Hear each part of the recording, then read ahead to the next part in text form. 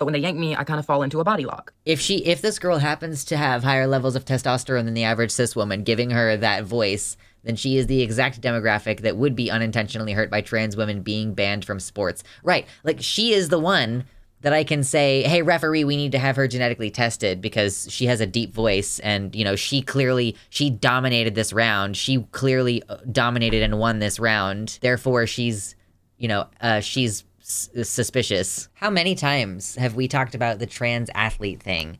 Like, oh, trans women have an unfair advantage. Cis women shouldn't have to compete against them. Oh, cis women shouldn't have to see trans bodies, like male bodies in the locker room and all this junk, like just constantly stupid junk like this, okay? So in this instance, we have a cisgender woman who went against a trans athlete and won, and then still decided to go to Twitter to whinge about it. Here we go, full videos of me tapping trans athlete 2 times. In the second video, you can see the full tantrum thrown after the loss. Meanwhile, I won the match. This was completely undisclosed that I was fighting a trans athlete, and completely unfair for me to not have a choice or any preparation to prepare for something that is so different, and especially unfair to the girls that were traumatized by this, even of unknowingly going against a trans athlete. Hashtag save women's sports. Like, yeah, so let's see how this goes. So, like, this is her winning against a trans person, and still going on Twitter and bitching about this. So, like, TLDR, she pins the person down. And then the trans person tapped out. Okay, let me just say, listen. Listen, okay? I am not gonna make any comments about your face. I'm not gonna make any comments about how this cis woman looks, okay? I'm not. Okay, so what's the alleged tantrum that this trans woman threw? Let's get back to that. Where's the alleged tantrum? So this is the second time they go up against each other. And I don't really care about the whole wrestling. Like, TLDR, the cis girl won a second time. She wants that mountain the Ezekiel choke again, okay? So keep your right knee up. Do it.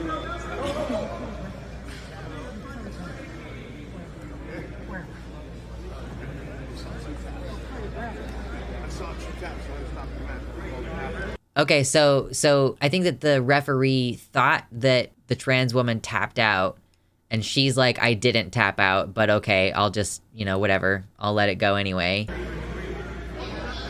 Because this girl...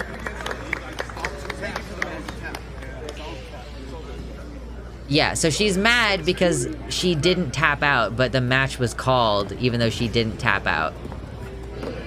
So yeah, she's mad because of that, and I would be too. Like, that makes perfect sense. And so yeah, that's the alleged tantrum that she had after losing the match. Like, yeah, whining about an unfair advantage when you've won, says Ari. And then, like, let's listen to 3 minutes of this person talking now, I guess. So I'm sure you've seen the tweets or the article about trans athletes competing against... Are you hearing her voice? I'm sorry. She's so fish. I'm sorry. She's not passing. Like, listen. Am I wrong? Listen to her voice. So I'm sure you've seen the tweets or the article about trans athletes competing against women in jiu-jitsu. And as one of those females, I wanted to come on here and kind of share my experience about what happened to me in... She's so clocky. Like, bro, Big Ben is less clocky than she is. Oh my God. She is such a cis hun. It's not always the case, but it is so often the case that super masculine cis women are the ones bitching about trans women in their competitions. So I signed up for a tournament called Submission Challenge on July 8th. Oh my gosh, she's Southern. She's gonna talk so slow. And I wasn't fully expecting to get a match because I was a purple belt at the time and there was no purple belt signed up other than me. But sometimes a blue belt will step up to fight a purple belt. So at this point, I was grateful that I had a match.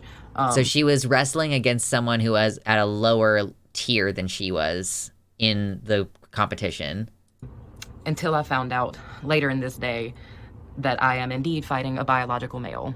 So let's kind of get into my match. So I think that she didn't even know until after she fought, after the whole thing was over. I don't think she knew at all. My thoughts during it was happening. So I immediately got in the clinch because I always rush in. And as soon as I clinched up, I knew something was different. They felt so strong. I was like, oh my God, this is a very strong old lady. What? Old lady? Initially, I am in total panic mode. I feel their strength and I'm like, oh, I can't take them down. Better pull guard. And then I work my sweep. I get the sweep and I feel a little more comfortable. And then eventually, you know, like maybe 30, 40 seconds later, I get the tap with the Ezekiel choke. And I get off the mat, and I know I still have a second match with this person because it's a best 2 out of 3 bracket. We were the only 2 people in it, so we have to fight 2 to 3 times. So here we have the second match. I take a little different approach because I know now that this is a very strong individual, and I don't rush in. They get their grips, and I get yanked. I get yanked twice, and I'm like, this is so weird. But when they yank me, I kind of fall into a body lock, and I'm just so confused. And they pull guard, I pass, and then I get a paper cutter choke. And then they tell the ref they didn't tap. I will say at least she knows what she's talking about. Yeah, as a black belt, it's technique that matters. Sure. If this girl happens to have higher levels of testosterone than the average cis woman, giving her that voice, then she is the exact demographic that would be unintentionally hurt by trans women being banned from sports. Right. Like, she is the one that I can say, hey, referee, we need to have her genetically tested because she has a deep voice and, you know, she dominated this round. She clearly dominated and won this round. Therefore, she's suspicious. When I originally posted this on TikTok, I received a lot of hate.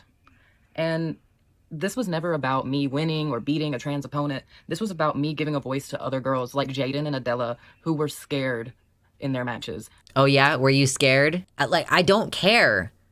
I don't care. If you are upset at the strength and size of your opponent, which is I experienced a match where I felt unsafe and overwhelmed by the strength and size of my opponent. Luckily, I have an awesome coach who kept me calm and coached me into securing a win. So it's like, okay, like you should not be in a sport where you might have to go against a taller person. There's never any real danger in this situation. It's not being scared, it's being prejudiced, and then you won anyway. Competing against a male under false pretense of being a female presents many more opportunities for injury and lost opportunities, says a person who fucking won the match. Yeah, new rule, transphobes need to be banned from all sports. This is bad sportsmanship. I don't know if people understand that, this is bad sportsmanship to win and then continue to talk your opponent and say that they shouldn't have even been in the match. Not only did you win, but you're now discriminating against someone, basically. Yeah, rubbing salt in the other person's wounds, truly. I know that this is all very complex for those in the know, but I can never get over how these martial arts invariably just come down to aggressive hugging. Right, why is the bad sportsmanship not a disqualifying factor? Let's finish this video. And I can't believe people actually think this is okay. If Cordelia had beaten one of these girls that day, she would have been fighting a 16-year-old biological female. The support that me and Jaden have received. Okay, and she's probably also a high schooler, a high school trans female. Okay, and? It's been so amazing, and we just want to thank you guys Riley Gaines, so Donald much Trump for Jr., Megyn Kelly. Sports, and especially women's grapplers. Oh my God, girl. Dude, I just can't get over the bad sportsmanship and the hubris of, calling this a traumatic event. I went against a trans woman and I won. And instead of using that to say, look at that, women can beat men, they say, oh, I'm a victim. Oh, I'm a victim. It's like the craziest victimhood mentality ever. It's literally, if you believe that a trans woman is basically a man and you're like, oh no, I went up against a man in this wrestling match or jujitsu or whatever the fuck that shit is, the fact that you won should make you think, oh, maybe these sports should be co-ed, or oh, maybe I've just demonstrated that as a woman, I am stronger than men. I am strong enough to beat men in these competitions. No, learned helplessness. Sore winner. How are you a sore winner right now? Honestly, if they want to be transphobic in this instance, they should just go, Lamau, trans women can't wrestle for shit. I used to be in karate, and so little of fighting in that was about raw strength. I got laid on my ass by a 5'3", 80-year-old man. Thank you, virtual girl. That's another thing about martial arts like this is it's not purely about strength. It's a technique thing. So even if someone is stronger And that girl wants to allege Ansley. Look at her name. I'm sorry. Can we just talk about this white girl name? Ansley. Ansleigh. Wilk. Ansley Wilk.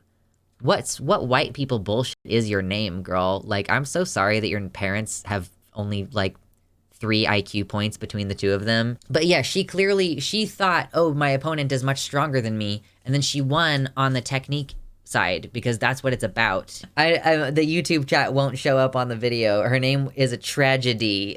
Like tragedy, and the end is spelled EIGH. Uh-oh, is there more? Oh god, there's more. Okay, so we're a couple comments in. Ari says, how are you whining about an unfair advantage when you won? Because what she's interested in is PR and media attention, not fairness. Short-sighted bigot, says this person. And then Ansley responds, LOL, when I release this podcast tomorrow, y'all gonna feel really fucking stupid. I haven't made a long, in-depth statement on my feelings, and y'all don't know how I'm working amongst other trans athletes to create something fair for all. So yeah, it's actually kind of funny for someone to be like, she's interested in PR and media attention, and then for her to go like, LOL, no I'm not. I'm gonna release a podcast where I will definitely not make any money. It's like bottom of the barrel. It's so pathetic. It really is. It's such an attention grab. Like the way that you're spinning this is like not even, it's in service to this narrative. It has to be in service to this narrative. Otherwise, you would just be like, hey, everything's great. And like, look at this. What has she been doing before now? Like, why? She is only just now blown up because of this, as far as I understand it. And she already has hashtag Save Women's Sports in her bio. In her bio, it takes these people 2 seconds of coming into contact with the idea of a trans person in their sport, and suddenly they're fucking hashtag Save Women's Sports. Like, Jesus Christ, dude. The conversion is immediate. Oh, and of course, J.K. Rowling is gonna tweet to her, of course. Yeah, J.K. Rowling, who initially was like, I support trans people's rights to blah, blah, blah. You can dress. If you were being discriminated against, I would march with you. And now she's fully like, men dressing like women for a fetish. They should not be allowed to exist in public. Like, fully converted. We should be paying female athletes better so they don't feel like they have to do the transphobic grift. Oh my God, isn't that the truth? I know that's right. Yeah, women's sports are underfunded royally on pretty much every level. And it's been studied that if women's sports were funded the same way that men's sports were funded, that is the biggest differentiator in performance. It's not that women are worse or less strong. It's that like they don't have good coaches and equipment. You've become a true bigot when J.K. Rowling tweets to you and Musk publicly praises you. Ansley. Such a dumb name. Thank you so much to my patrons and potential future patrons. I especially want to shout out Tiago Nascimento, Mersh Rolvog, Michelle Frateroli, Amanda B., Wellington Marcus, Michelle Winter, Danielle McDonald, Suzanne Maynard, Spooky Heather Sylvia, Past Null Infinity, Jamie Jam, Nova, Elizabeth Bartell, Sojo, Sarah A., Kevin Young, Athiet, Desi Quiche, Liam Hodgson, and Mr. Atheist.